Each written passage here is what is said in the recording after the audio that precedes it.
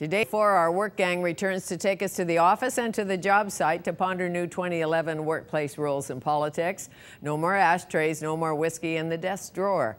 And digital living evangelist Lindsay Smith, a woman of high-tech vibes, returns our tech knowledge and take us behind the .com headlines and explain cloud computing too. And to begin the hour, from journalist to novelist, we meet a former foreign correspondent who didn't particularly like the newspaper business, but he learned a lot about it at a national level, which drove him to write a novel called The Imperfectionists. Stay with us to meet Tom Rahman.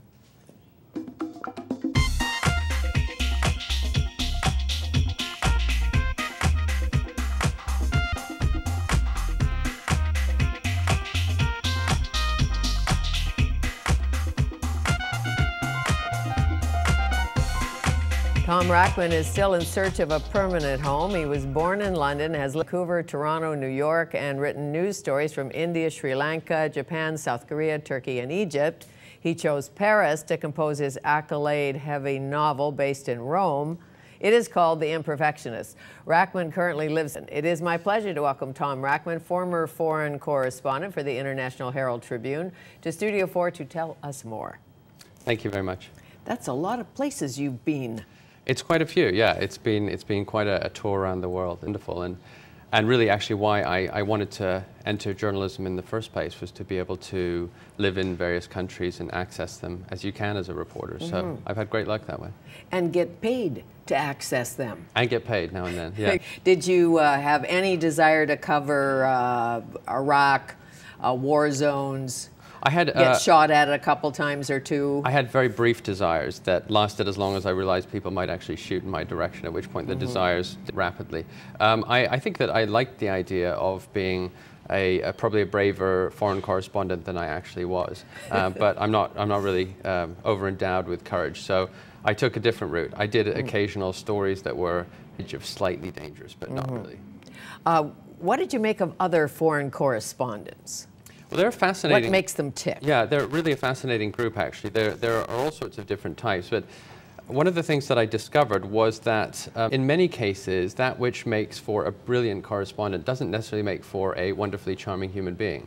Now, there are many great people who are also correspondents, but many of the skills that help in the business, such as being quite aggressive, being uninhibited, and being able to sort of shout your question out and bully people into answering, they can produce wonderful, wonderful stories. And I had this peculiar experience of reading these reporters who I greatly admired, and maybe in the future I might actually meet them, and I would have read these wonderfully perceptive, sensitive stories and meet somebody who is sort of slightly monstrous sometimes.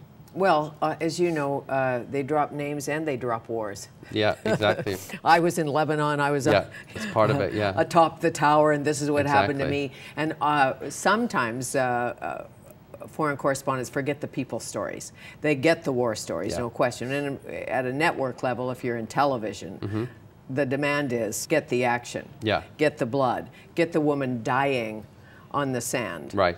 Right. Yeah, I think especially, I think that for TV news, which I didn't work in, but I did work with a lot of TV reporters covering various things, and it was to see how different their requirements were, and they always needed pictures, of course, and that does skew to a degree what they're going to cover. Yes, a friend of mine who's a foreign correspondent, the human part of him could not come to that plate. You know, take the dead child and the blood and the woman dying and all of that. So he does something else now. Yeah. Well, I think that really sort of underscores the point that I was making as well, is that you could very well argue that the camera reporter who has no such qualms, who's able to stick the camera in the face of the grieving mother, say, ends up producing a better story. But as a human being, it's really hard to do those things sometimes. And as a print journalist, you're now competing with those pictures. Yeah. Yeah, as a print journalist, you have certain advantages and certain disadvantages, and you don't necessarily have the power of the image, but you also aren't obliged to necessarily, run towards the gunfire. You can also try to get the broader picture by talking to people all over. What activated your long-held dream to write fiction? Well, yeah, that actually preceded my wish to be a journalist, and fueled it, really. I had studied cinema at the University of Toronto, and I had always hoped that I would be a movie maker. But over the course of my degree, I sort of started to shift a bit, and I started to become more and more passionate about fiction and reading and writing, and I would try on my own in my dorm room there to write little stories, and I'm sure they were terrible if I saw them now, but I realized that there was something that really impassioned me about doing that. And so I thought that I would try to do so, but that I needed a wider range of his first, which led me then to journalism. You and George Orwell. Yeah, well, he's one of my great heroes. So. Really? Oh, absolutely. Who did you read as a young man growing up? Well, I think that, I mean, George Orwell is a great one to cite because he's one who wrote in the, not style, but he wrote the sorts of things that I love and admire, and he wrote both fiction and nonfiction, the most glorious essays as well as great novels like 1984. But there's a whole wide range of others, a lot of great Russians, sort of Tolstoy and Chekhov I adore, and many more modern writers as well, like Raymond Carver and Bruce Chatwin. But the list is a long one. Russell Banks. Oh yeah, great. Love him. The Darling. Yeah. Okay, back to you and the imperfection. How did you start it? When did it bubble up? You were living it, for one thing, sort of. As working for the International Herald Tribune. That's right. Associated Press. Yeah. Associated Press. Okay. AP. Well, yeah, I think I was really, I had this great longing to write a novel, of course, and I had made various stabs at it over the years, but it was very, very hard to find the time when I was working full time as a reporter. So eventually, I quit the correspondent job that I had in Rome, and I moved to Paris. And while there, I would work part-time at the International Herald Tribune and take my savings and then go and write for a while. And it was really the characters in this that came to me first, and then I placed it in that new setting. And I suppose it was a world that I knew very well. And so the idea of inventing an international newspaper, this one in Rome, was something that I felt that I could handle and make authentic. Down to the obit writer. Yeah. And of course you have to have a publisher and editor-in-chief and all of that. But is there anyone in this book that is not, so to speak? They're all fictional. Many of their positions, such as the obit writer or the publisher and so forth, they do, since they take facets from reality, then it ends up bringing about, in some cases, sorts of. And I've had responses from a lot of journalists who say, "Oh yeah, I know people just like that," and they feel that that they recognize and identify these people. But all of the characters were really invented and drawn from there's little bits of me in there as well.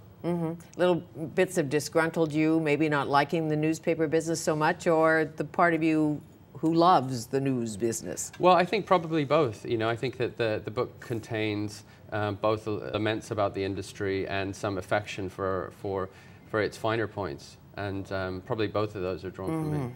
And speaking of laments about the industry, the future of the print business, everybody's speculating, what will we fish and chips in 20 years from now? Will we have newspapers as we know them? Will it all be digitized, online, tablets? Yeah. What do you think?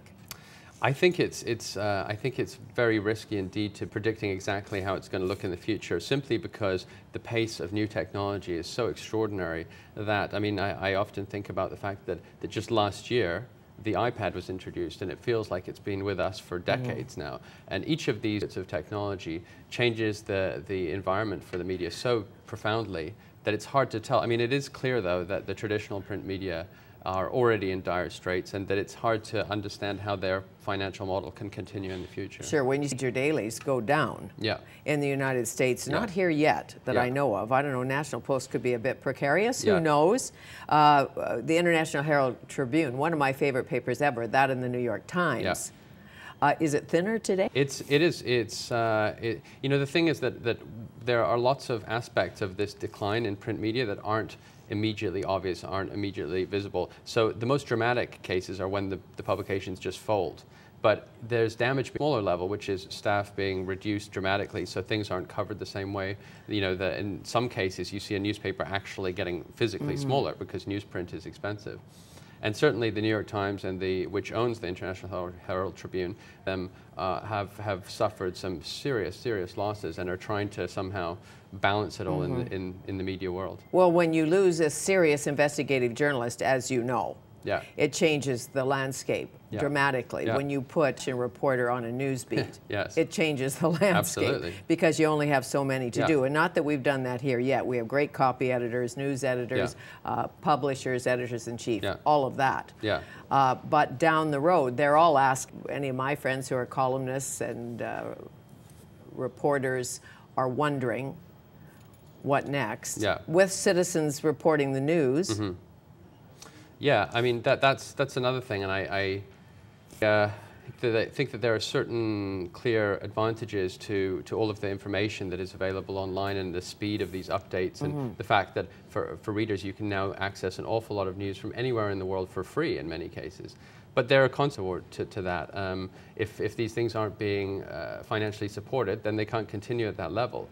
And you have a proliferation of information that isn't of the same quality, isn't necessarily vetted, it's just kind of poured out there. And so a report might pop up from somewhere and you might read it, and it's difficult to evaluate whether that is equivalent to something that's fully reported and edited. Sure. So, well, not vetted, not lawyered.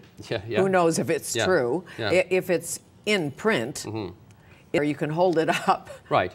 And you recognize as well that if it's come from a particular publication, whether you like that publication or not, you at least know what it stands for, more or less, and you recognize that it's center left or it's center right, or I trust these.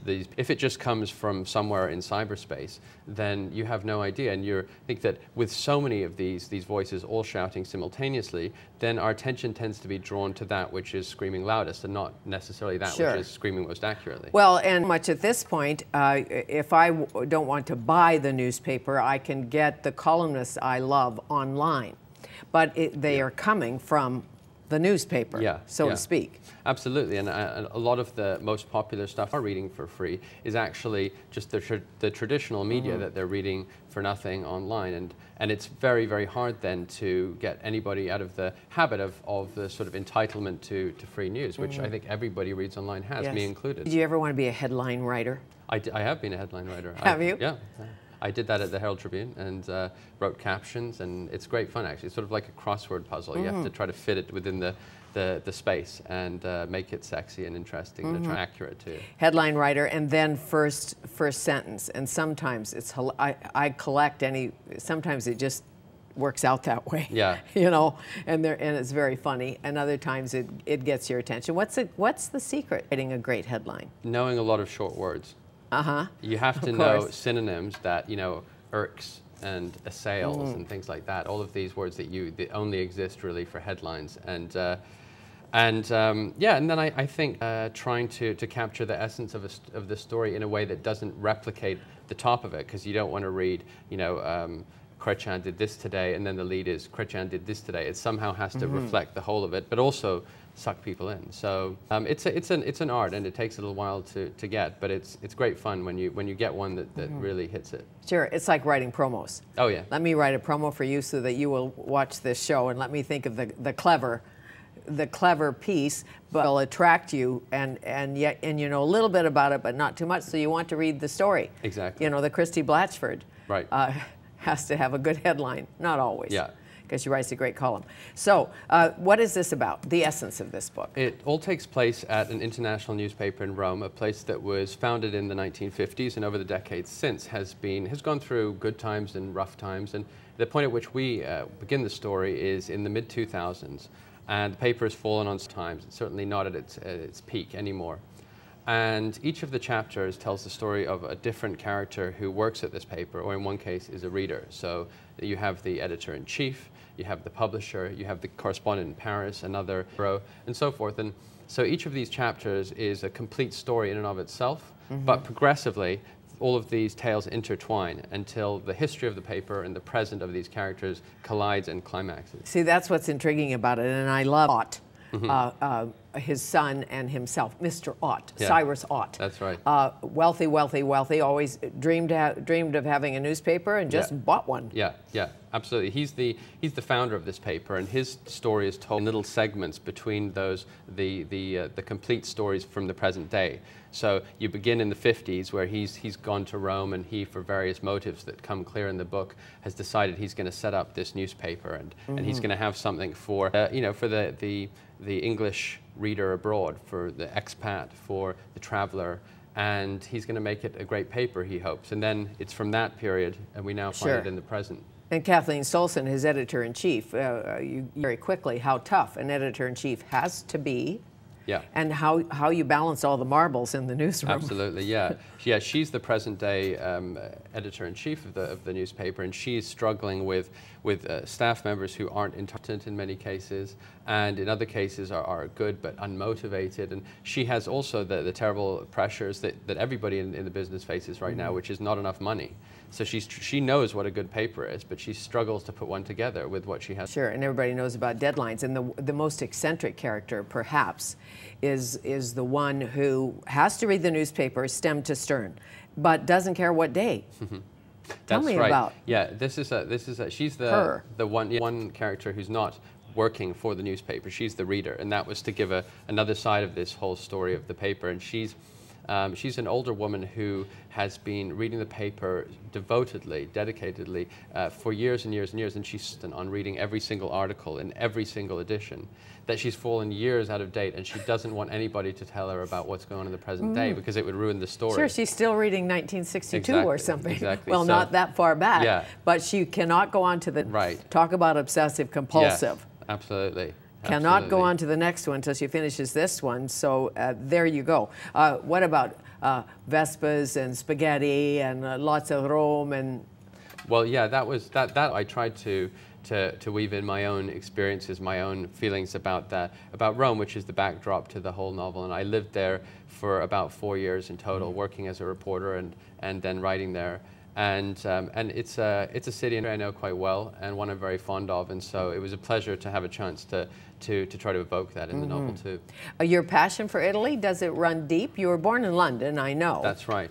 It's certainly long-standing. I think just before my adolescence, when we went on a family trip to Italy, and my parents are great Italophiles, and I just felt Italophiles? Yeah, they love the country. I love that. Yeah, they love the country, and they convey that to me, and it seemed in a way such a wonderful counterpoint to the slightly more restricted, say, British background that I came from, and the freedom of it excited me, and I think is something to love too. You mean pasta one up from Bangers and Mash? Slightly. You think? Slightly better. But the total piece of this that I like is kind of the inside view of how news is produced, who drives it, headlines, obits. There's no more women's pages, I don't think. They're not as common anymore. No, and no sports. No sports in that. No sports in here. Is there sports in the International Herald Tribune? Yeah, there must be. There's sports. Yeah, there's sports. Yeah, yeah. This is not really a International Herald Tribune. This is a few rungs down. This paper would like to be like that, aspires to be like that, but it's a smaller circulation, slightly more bumbling enterprise. The little paper that could. Or couldn't. Or couldn't. Yeah. That's the best part. Winston, what was his last name? Winston Chung. Yeah. Young lad, goes to Cairo. Yeah, yeah. He's just in his early 20s, and he studied primatology, a study of primates, apes, and monkeys, and he decides he's going to remake himself in the image of a great foreign correspondent. So he sets off for Cairo. But the problem is he doesn't really speak the language, doesn't know anything about reporting or writing, and he lands himself in quite a mess, and then finds his hopes by a quite aggressive correspondent twice his age who's competing for the same job. Sure. And competing is the right word. As you know, just because you've been doing it for a long time and a young buck comes along, could take your job. Well, it's a very competitive business, both between publications and even within them. That everybody wants the front page and everybody wants the great postings, and that's something that I tried to convey in that story with a bit of humor, I hope, as well. Now, the reviews for this book have been great. The ones I've read. I haven't read a bad review. Book of the Year, The Economist. I've been very lucky, yeah. It's Globe says best 100 books of the year, notable book, New York Times, notable book. That sounds like longlisted for the Giller Prize. Right. Man Booker in there yet? Not yet. Not yet. Maybe for the next Well, book, you never know. And Christopher Buckley, New York Times book review. So good I had to read it twice simply to figure out how he pulled it off. Hilarious, heart-wrenching. Is that William F's kid? It is. Do you know? Yeah. Is it? It is. Yeah. Yeah. Wow. He's also a novelist, and he writes. He's written some great books. Yeah. So novel number 2 in the works? It's in the works. It's top secret, I'm afraid, so I can't give you the details. But I knew you'd say that. Yeah, most writers seem very cagey about the next one. But yeah, it's in the works. It's going very well, and I'm having great fun writing it in London. I bet. Yeah. Yeah. So living in London, what feels like home? Where does it feel like home? Well, it's so hard to say. Where people that I really care about are, it feels like home. And in this case, my parents are in Vancouver, so this is my home. I'm happy to be here. Okay. Well, welcome home. Thank you very much. And this is in paperback now. Yes, just came out in paperback. How great. Yeah. You? A pleasure to meet you. Thank you. Thanks. Tom Rahman, The Imperfectionist. And he'll be tonight at, is it Sitka Books? It is Sitka Books, yes. 7 p.m. On 4th Avenue. Reading, talking, chatting, All those signing. things. All of them. All of the things authors have to do. Absolutely. Coming up, she has high-tech vibes galore. The CEO of Massive Media, Inc., who is called a digital living evangelist, joins us next.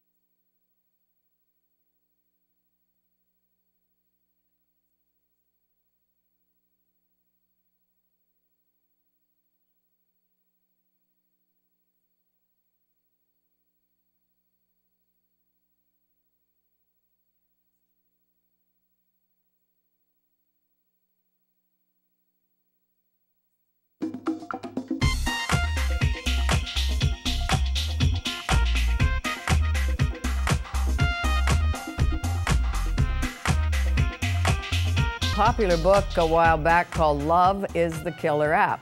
Since it was published, many killer apps have emerged and continue to populate this digitized world. Once a month or so, we invite technology expert Lindsay Smith to Studio 4 to keep us connected. Pleasure to welcome digital diva Lindsay Smith back to the broadcast, and I should say digital living evangelist. Yes. Isn't that a cool title? Yeah. I made it up. Did you make it up? We can call you DLE. The DLE. The DLE. Exactly. I think it's all about making up titles these days.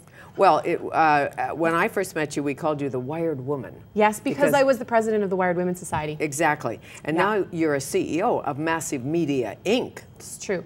So the massive digital living evangelist. Yeah. Why not? Not just a little one, a massive one. A massive one. Thin and gorgeous one, yes. So killer apps and other apps. I was reading Urban Daddy the other day, one of my newsletters, and they have an oyster.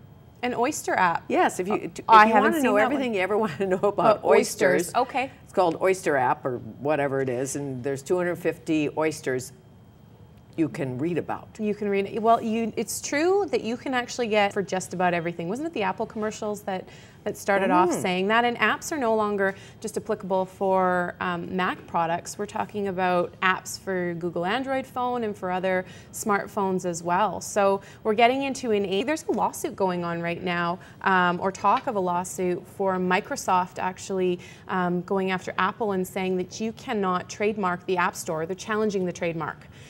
Because Apple says that the App Store is their brand. There's controversy over whether or not, well, aren't apps made for everybody now? Everybody has an App Store. So really it's going to be challenged, and it's hard to say which way it'll go, but. Well, they make fun of my fondly call it the ghetto phone. Which one is it, Fanny? It's the Razor. You still? Yes. Fanny! I'm telling you. Takes me a while to text. I know I have to iPhone up. At least you're texting now. I remember a couple years ago. Oh no, I text like a fool. I love you for that. I have to slowly text because I've got the, and it takes a picture of that phone. That's good. That's true. It doesn't have many apps on it. No. No. It's I think the best phones, if you want to get into the app world, are phones that run the Google Androids or the iPhone still. Okay. BlackBerry is trying to be competitive in that area, but the consumer feedback for the most part is it's just not fast enough in loading the apps, and the screen isn't rich enough. I know that they've come out with a crisper screen resolution. Right. It doesn't give that same photo quality and look that the others do. Okay, but if you're a Mac girl, should you buy an iPhone? Your smartphone, the question is, should your smartphone connect with your type of computer, the type of computer you own? It's a good question. Matter? It doesn't do. I think it's more about what kind of phone works for the type of user that you are, because all phones are, well, all smartphones typically can be compatible with any Mac. Like I've had a Mac for many years, and I've had along the way as well, and I've interchanged a lot of them, and there's no problem there. The nice thing about having an iPhone with a Mac is there is a lot of data backup using Mobile Me, so it's really, really easy to get all your contacts, your address book, and syncing without even having to plug it in. And I always say, keep it simple, as simple as it can be. It is simple when you're using the iPhone with the Mac. In this wired world, that is such a beautiful iPad you have there. Yes. Lots on yours. Well, for many years I've been coming here, and I usually have to bring in my papers. Like you have your papers on your desk, and it's so nice to have the freedom. This is a 3G enabled one where I can look up all my articles, I can do all of my research, and I don't have to carry anything around except the iPhone. I use it faithfully. And you read novels on it, everything? I use the most common things. I just started a workout routine, the P90X. I don't know if you've heard of it. It's an intense workout routine. I'm on week 3, and it's a bunch of videos that are made by this guy named Tony. Anyway, it's you're 13 so disciplined. videos. It's like it's an hour a day. But anyway, the point is I actually watch the videos on my iPad. I take them down to the gym, and I can do my cardio and my weights and everything to this workout video in the gym, which is really nice. Out, of course, but what about the personal trainers? They're competing with the iPad. It's kind of funny because I have my iPad up, and sometimes I do have the personal trainers beside, and they're like, oh my, oh yeah, my. Get that out of here. My client doesn't need to see that. No, I was reading lost and found sites today. There's many lost and found sites. If you leave your iPad on the SkyTrain, there are sites you can go to see if somebody found it, that kind of thing, but who's legit and who's not? How on earth would you know? Well, that is a tough one, and I think that the best way is always consumer reviews. Like whenever you're going to look to see if you're going to use a website, actually go in and look at the Better Business Bureau or see if there's bad reviews. I often type in keywords and then put fraud or abuse, that, and see if anything pops up in forums. You can often get customer or even complaints. Sure. So lost and found complaints, and then you put in that website URL. That's always really helpful. Well, Craigslist has a lost and found, as you know. But again, who do you then when I call you and say that's my iPad? Yeah. Should I give it up to you? I think a better solution often is there's a product called, and there's several products that do this, but the one that I can remember is called Track It Back, and that will actually put a sticker on your phone, and you register a serial number that's on the sticker, and then what happens is when something's lost, that company or that website takes care of the retrieval of the lost product and then gets it to the rightful owner. Right. So you pay for these little stickers. Some of the sites, you just pay the one-time use for the stickers. Others have an ongoing fee. But that's available as well. Okay. As you know, probably because you're so in tune, The Social Network, the movie, hit it out of the park last night. 4 Golden Globes. 4 Golden Globes, which usually suggests perhaps a few Academy Awards. Mark Zuckerberg, founder of Facebook, Yes. Featured. Yes. Tell me about your Facebook, in your opinion. The future of Facebook, I think that they have absolutely mastered the social community as we know it. You've probably heard that MySpace is going through a little bit of trouble right now. They've just laid off 50% of, I think, about 1,000 staff. They have 200 million users, whereas Facebook has 500 million. I know or 600 million now. It's about 2 to 3 times what MySpace has. And MySpace is actually saying that perhaps they'll look at spinning off the company or going after a different niche. What happens is it's the same way Google kind of dominated the search engine space and owns 70% of the search engine space. Facebook is doing that for the online social community and kind of integrated apps. So in terms of social community apps, what we'll see is not necessarily someone coming in and pushing Facebook out for doing specifically the same thing, but someone will develop a new application that we haven't seen before that may steal people away. Sure. But I think a big is, and this ties into the whole concept of cloud computing and data in the cloud and apps kind of overlaying each other, is that in the world of Web 3.0, we're now seeing a time when the sites like Facebook aren't necessarily going to be moving forward. It's the apps that layer over top of it. Like, for example, Branch Out is an app that you go into Facebook and it lists your job history, people that you're connected to in your career and things like that, kind of like a LinkedIn. So it's more specific, but it layers over Facebook. So it takes all your friends and all your data from Facebook and it pushes it into a niche. And then you have that in several different areas. So you're seeing more and more sites and applications interact with each other. So I don't know your sex life or your new friends. I want to know about your business acumen. Yeah, exactly. So if that's what you want to use Facebook for, you'll tie in that app and be able to zone in more on what your interests are. So in the MySpace situation, what didn't they have that Facebook has? That's a good what question. I think a lot of people ponder over this. I think one of the major arguments for where MySpace went wrong and where Facebook went right was when you sign up for Facebook, you signed up as you. You were able to go on there, search for someone from your high school, and all you knew was their name. Right? You didn't know their email address, you didn't have any other information, but you had their first name and their last name, it was on there. MySpace, you could sign up as any username, butterfly123, and you didn't necessarily have to make it possible. You could choose whether or not you wanted people to know your real name. So what happens is it becomes more of a masked community as opposed to being up forefront and center. Okay, but can't you on Facebook be Lucy Lawless if you want to, even if that's not somehow your true friends figure it out? Is it possible? You could have a fraudulent account. Like what if you have a high profile? Yeah. You're a movie star, and you don't want to. Then you want to be on Facebook, but you don't want all these people to be. So you just refuse your friends, or how does it work? Good question. What they often do is use a pseudonym for them. Sometimes they'll use their first name and their last name, or they'll go under, I guess, kind of like a pen name when you're an author. Sure, or like Engerding. Yeah. That's not his real name. Okay. It's a good thing. Didn't know that. Yes. But you know what I mean. Yeah. Because I know you can refuse friends, but there you go. Tweeting. Who should tweet? Who shouldn't tweet?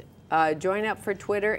As you know, people are using it in business and certainly in broadcasting. There's two different, I think, types of tweeting and Twitter use. One is the social dialogue, where you're having conversations back and forth with your friends. That's one use for it. And another is for a micro news feed or a micro news blog. So I use it, for example, as a news feed. I only sign up for people, sources that are going to send me interesting articles and things that I want to hear about. And it gives me very specific information on niches that I want to follow. Same with on the other side of it, I very seldom use or tweet about personal things. I'll often tweet about things that are going on with my career or within the industry, things that I think will educate other people. So I fall into that second category. But there are actually the most popular Twitter users are the ones that just sit there and have conversations and have hundreds and thousands of friends just because they are so social online in a social way. So it depends on how you want to use it and what's more valuable to you. I'm a social person, not a social butterfly by any stretch of the imagination.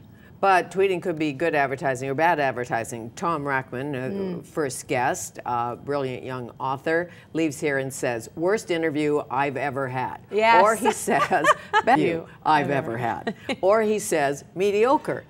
Or he says, whatever you do, tune in to Studio 4 Yes. if you can, no Yeah. matter where you are. Now that's good. It's powerful. It puts the message and the power in the hands of the users, and we're seeing this a lot in the customer service world for technology, where a lot of the bigger companies are starting to pay attention to their social feeds and how many times their company names are mentioned and what people are saying, so that they can troubleshoot when things go wrong. Right, sure. And as you know, if you watch the soaps, or if you watch any TV show, or in the movies now, people are holding up phones, and even at concerts, Yes. the light of the telephone as opposed to the match. Yes, that's so true. We're not allowed to light no more at I concerts. was in The little flashlight. Yeah.